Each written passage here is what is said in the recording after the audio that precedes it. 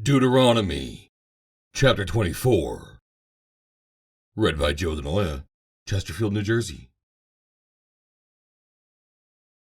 When a man hath taken a wife and married her, and it come to pass that she find no favor in his eyes, because he hath found some uncleanness in her, then let him write her a bill of divorcement, and give it in her hand, and send her out of his house. And when she is departed out of his house, she may go and be another man's wife. And if the latter husband hate her, and write her a bill of divorcement, and giveth it in her hand, and sendeth her out of his house, or if the latter husband die, which took her to be his wife, her former husband, which sent her away, may not take her again to be his wife. After that she is defiled. For that is abomination before the Lord. And thou shalt not cause the land to sin, which the Lord thy God giveth thee for an inheritance. When a man hath taken a new wife, he shall not go out to war, neither shall he be charged with any business, but he shall be free at home 1 year, and shall cheer up his wife which he hath taken. No man shall take the nether or the upper millstone to pledge, for he taketh a man's life to pledge. If a man be found stealing any of his brethren of the children of Israel, and maketh merchandise of him, or selleth him, then that thief shall die, and thou shalt put away evil from among you. Take heed in the plague of leprosy, that thou observe diligently, and do according to all that the priests the Levites shall teach you. As I commanded them, so ye shall observe to do.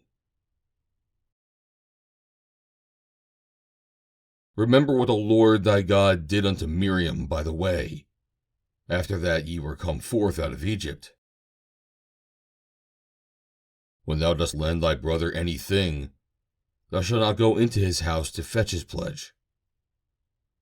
Thou shalt stand abroad, and the man to whom thou dost lend shall bring out the pledge abroad unto thee. And if the man be poor, thou shalt not sleep with his pledge. In any case thou shalt deliver him the pledge again when the sun goeth down, that he may sleep in his own raiment, and bless thee. And it shall be righteousness unto thee before the Lord thy God. Thou shalt not oppress an hired servant that is poor and needy, whether he be of thy brethren, or of thy strangers that are in thy land, within thy gates. At his day thou shalt give him his hire, neither shall the sun go down upon it. For he is poor, and setteth his heart upon it, lest he cry against thee unto the Lord, and it be sin unto thee. The fathers shall not be put to death for the children, neither shall the children be put to death for the fathers. Every man shall be put to death for his own sin. Thou shalt not pervert the judgment of the stranger, nor of the fatherless, nor take a widow's raiment to pledge. But thou shalt remember that thou wast a bondsman in Egypt, and the Lord thy God redeemed thee thence. Therefore I command thee to do this thing. When thou cuttest down thine harvest in thy field, and hast forgot a sheaf in the field, thou shalt not go again to fetch it. It shall be for the stranger, for the fatherless, and for the widow, that the Lord thy God may bless thee in all the work of thine hands. When thou beatest thine olive tree, thou shalt not go over the boughs again. It shall be for the stranger, for the fatherless, and for the widow. When thou gatherest the grapes of thy vineyard, thou shalt not glean it afterward, It shall be for the stranger, for the fatherless, and for the widow.